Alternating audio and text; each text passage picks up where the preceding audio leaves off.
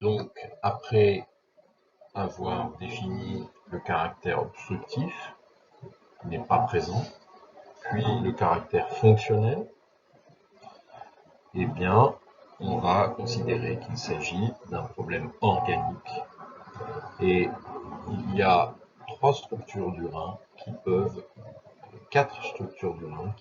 être touchées, et on va chercher à essayer de les différencier.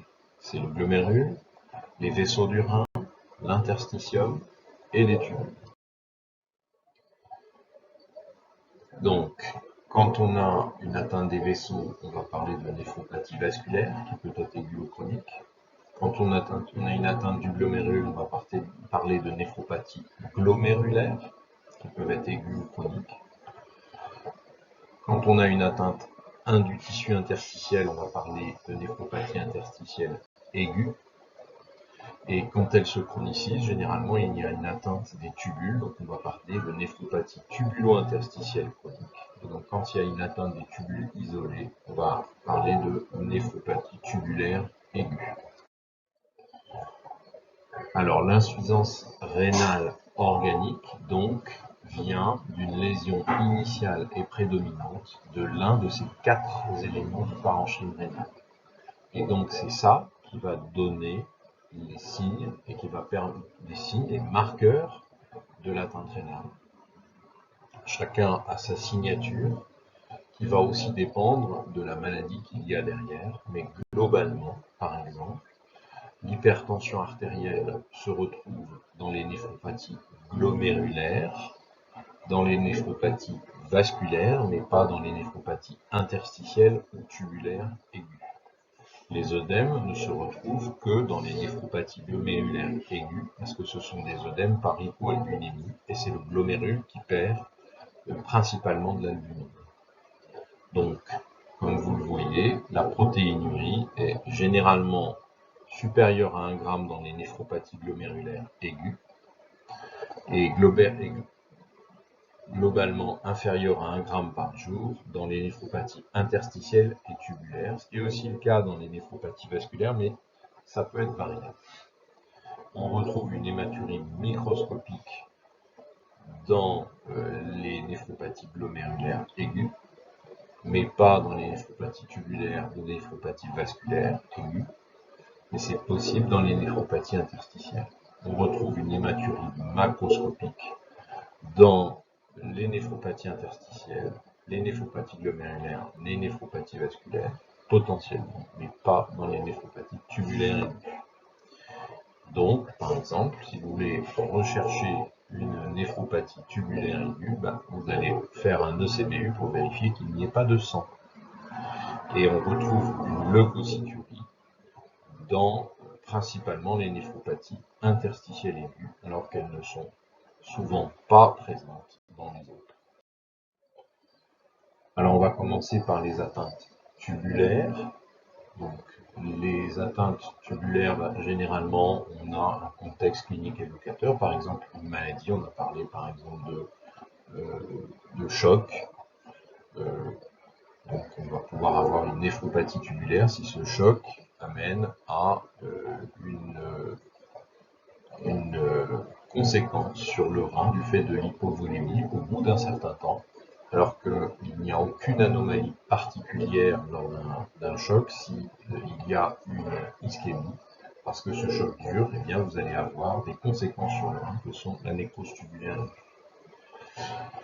Et généralement, on a ces arguments biologiques là, de l'urée, le rapport urée sur créatininémie, des urines qui sont généralement peu concentrées avec un sodium urinaire qui est supérieur à 40 millimoles par litre.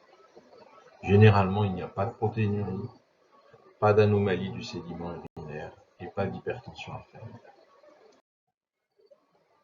Donc, je rappelle les indices qu'on a vus tout à l'heure avec la nécrose tubulaire entre le fonctionnel et la nécrose tubulaire aiguë.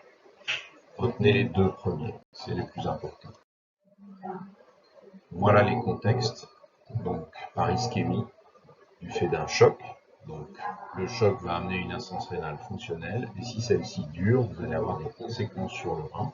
Si celle-ci ne dure pas, le rein va récupérer complètement. Il n'y aura pas de conséquences sur la créatinine, mais aussi par toxicité tubulaire directe, des anti-inflammatoires, des aminosides, certaines chimiothérapies, certains médicaments antibiotiques. Ou certains médicaments ou certaines protéines peuvent précipiter dans le tubule, comme par exemple le méthotrexate, qui est un médicament que vous verrez l'année prochaine dans la polyarthrite rhumatoïde, les antirétroviraux, le myélome, les chaînes légères d'immunoglobulines, la rhabdomyolyse dont on a parlé tout à l'heure, donc ce sont les enzymes musculaires qui vont précipiter la myoglobine, qui est une des enzymes musculaires qui va précipiter dans le rein, l'hémolyse, quand il y a par exemple un syndrome hémolytique et urémique, et la lyse tumorale dont je vous ai parlé. Voilà des images de précipitation dans les tubules de produits exogènes. La deuxième, c'est la néphrite tubulo-interstitielle aiguë. Donc, très souvent, il y a des signes allergiques avec une hyperéosinophilie dans le sang, sur la numération formule sanguine. On trouve très souvent une leucocyturie, c'est-à-dire des globules blancs, sans anomalie, sans germe, dans le CBU. Si on regarde le CBU, on va avoir des globules blancs particuliers que sont les éosinophiles, donc une éosinophilurie, et il n'y a pas d'autre maladie qui donne ça. Souvent une hématurie macroscopique et souvent une protéinurie tubulaire, ça veut dire une protéinurie inférieure à 1 gramme par jour, et une minorité d'albumine, c'est-à-dire moins de 60% d'albumine. Nous verrons ceci juste après. Voici des images d'anomalies des tubules. La troisième structure atteinte, c'est le glomérule. Donc on va avoir une atteinte, donc un relargage de protéines, et une protéine qui est glomérulaire. On va parler des syndromes glomérulaires après, mais en gros, c'est une atteinte qui va faire relarguer une grande partie d'albumine. Donc la proportion d'albumine est importante. Et c'est généralement, si on fait une électrophorèse des protides urinaires, plus de 60%, je vous en reparlerai après, de l'ensemble des protéines qui sont liées, qui sont de l'albumine. Il y a très volontiers une hématurie, parfois macroscopique, souvent microscopique, parfois une hypertension artérielle. Voici des atteintes des glomérules. Voilà des dépôts, par exemple, d'immunoglobulines. Enfin, la quatrième structure, c'est l'atteinte vasculaire, qui souvent se manifeste par une hypertension artérielle, une protéinurie et une hématurie qui sont variables en fonction de la maladie qui est derrière, et des signes qui sont en fonction là aussi de la maladie. Par exemple, si vous avez une anémie hémolytique, ben vous aurez une anémie. Si vous avez par exemple des orteils pourpres, c'est qu'il y a de multiples cristaux.